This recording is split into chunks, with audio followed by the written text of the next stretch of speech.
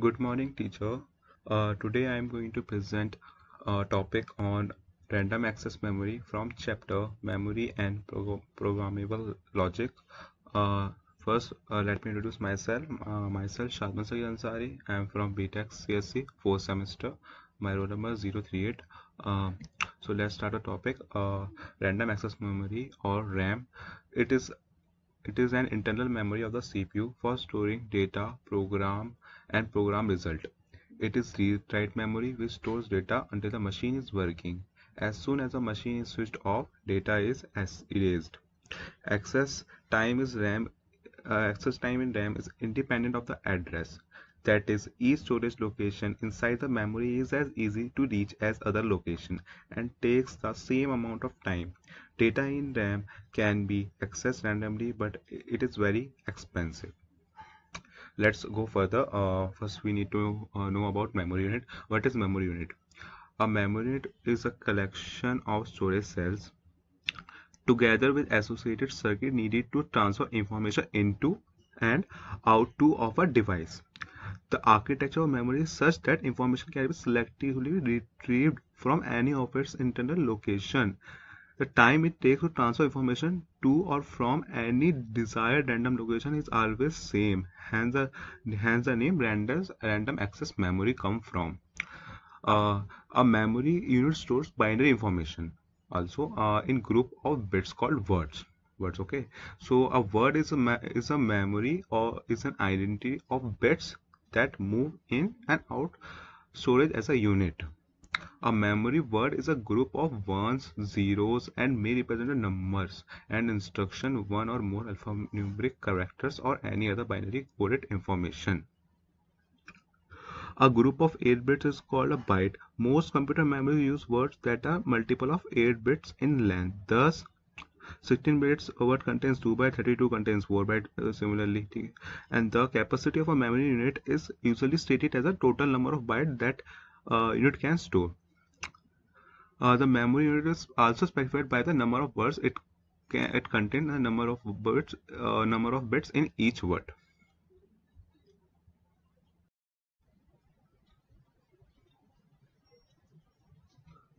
Communication between memory and its environment is achieved through data input and data output lines, and address selection lines and control lines that specify the direction of transfer.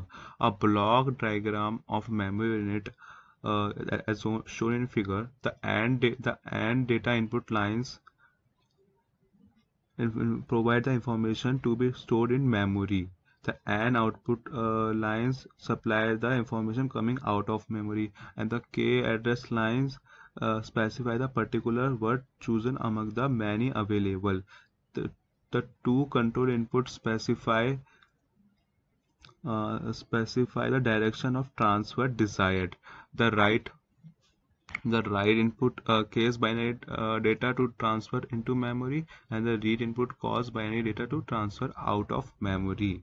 The memory unit is specified by the number of word it contains and the number of bit in each word. The address line select one particular word. Each word in memory is assigned an identification number called an address, starting from 0 up to 2k minus 1, where k is a number of address lines.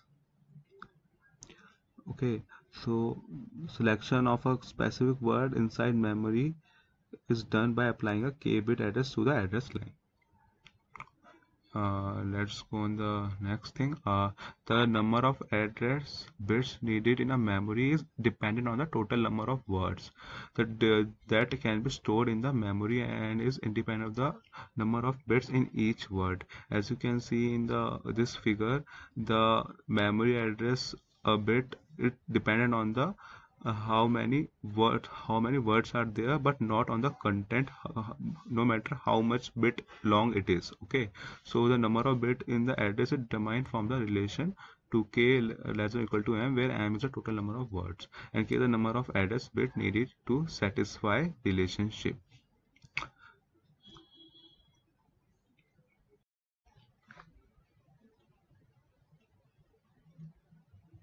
Let us discuss about write and read operations.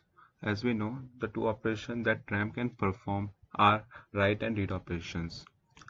As alluded to earlier, the write signal specifies transfer in operation and the read signal specifies transfer out of operation, as we see in the previous memory unit diagram. Okay, so on expecting one of these control signals, the internal circuit inside the memory provide the desired operations to know how to operate it. Okay, so the step that must be taken for the purpose of transferring a new word to store into memory are as follows. There are three steps are as follows. As we can see, they apply the memory binary address of the desired word to the address lines. First we obviously choose the address line to implement it, and then second is apply the data bits that must be stored in memory to data input lines, and then activate the write input. It is simple. The memory unit will then take the bits from the input data lines and store them in the word specified by address lines. And the step uh, that must be taken for the purpose of transferring a stored word out of memory are as follows. There are only two steps for that. Apply the memory address of the desired word to the address lines and then activate the read input. The memory unit will then take the bits from the word that has been selected by the address and apply them to the output data lines. The content of the selected word do not change the read operation, and the word operation is non-destructive. So let get on the topic. So what is a memory chip? Commercially, commercial memory component available in integrated circuit chips sometimes provide the true control inputs for reading and writing in somewhat different configuration.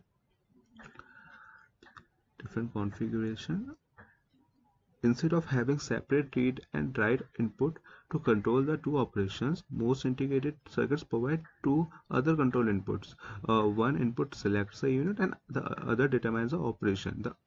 The memory operations that result from this control input are specified. Okay, the memory enable, sometimes called the chip select, is used to enable particular memory chip is multi-chip implementation of a large memory. When the memory is enable is inactive, the memory chip is not selected and no operation is performed.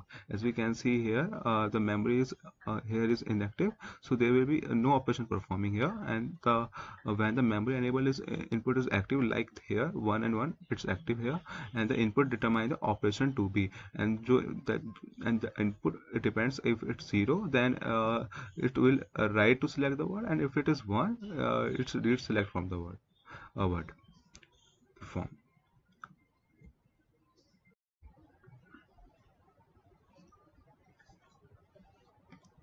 Now discuss about timing waveforms.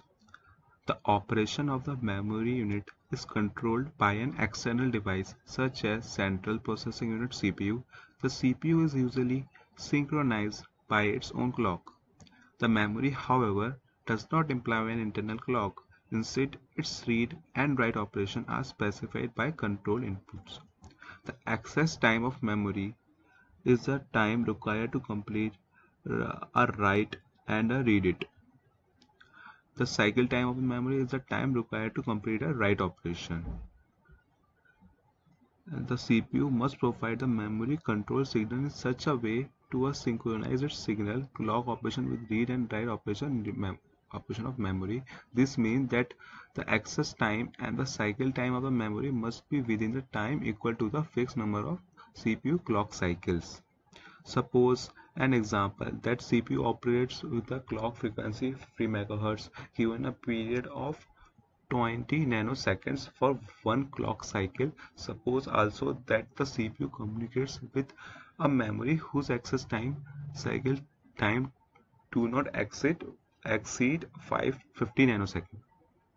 That means that the write cycle terminates the storage of selected word within 50 nanosecond interval, and that the read cycle provides the output data of the selected word within 50 nanosecond or less. The two are not always the same. Okay, remember the point. Since the period of the CPU cycle is 20 nanosecond, it will necessarily record at least 2.5 cycle and possibly 3 clock cycle for each memory requested. So let's discuss more. The memory timing shown in figure is for CPU with a 50 Hz micro clock and a memory with 50 nanosecond maximum cycle time. Write cycle. The memory enables signal switches to high level and read-write signal switches to the low level to the integrator write operation. uh, let discuss. As we can see, we have three cycles here in this figure, T1, T2 and T3. For a write operation, the CPU must provide the address and input data, the memory. This is done at the beginning of T1. Okay, these two lines that cross each other in that address and the waveform uh, designated a possible change in value of the multiple lines.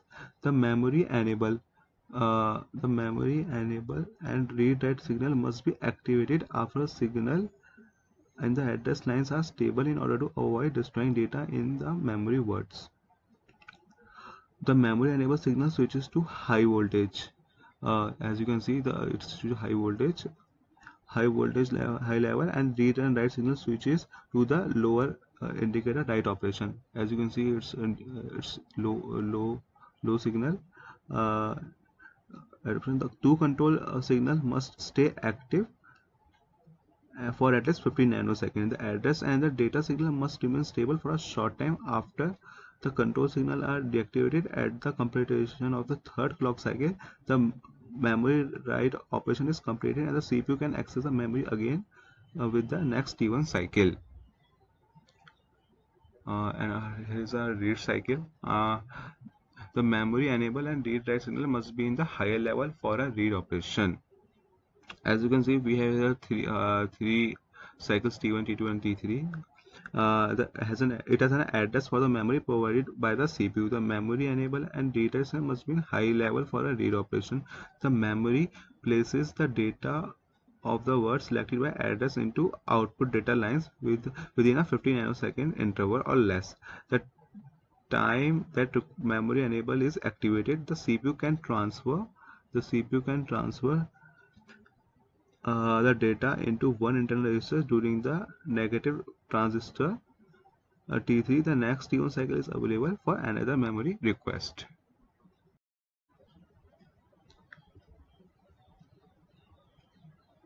Types of memories.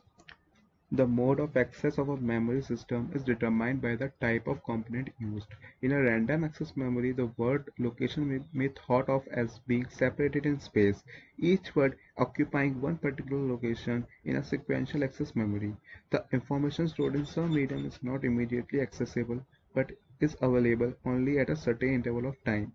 A magnetic disk or tape unit is of this type. Each memory location passes the read and write heads in turn, but information is read out only when the requested word has been reached. In the random access memory, the access time is always the same regardless of a particular location of the word. In a sequential access memory, the time is take access a word depend on the position of a word with respect of the position of the read head. Therefore, the access time is variable. Integrated circuit RAM units are available in two operating modes: static RAM and dynamic RAM. First, we discover static RAM, SRAM. The word static indicates that the memory retains its content as long as power is being supplied. However, data is lost when the power gets down due to the volatile nature of SRAM chip. SRAM chip use a matrix of six transistor and no capacitor. Transistors do not require power to prevent leakage, so SRAM need not to be refreshed on regular basis. Whereas now we discuss DRAM. DRAM is unlike SRAM, must be continually refreshed in order to maintain the data. This is done by placing the memory on a refresh circuit that rewrites data several hundred times per second. DRAM is used for most system memory as it is cheap and small. All DRAMs are made up of memory cells which are composed of one capacitor and one transistor. Both SRAM and DRAM have their cons and pros. So DRAMs offer reduced power consumption and large storage capacity in a single memory chip, whereas SRAM is easier to use and has shorter read and write cycle. Thank you.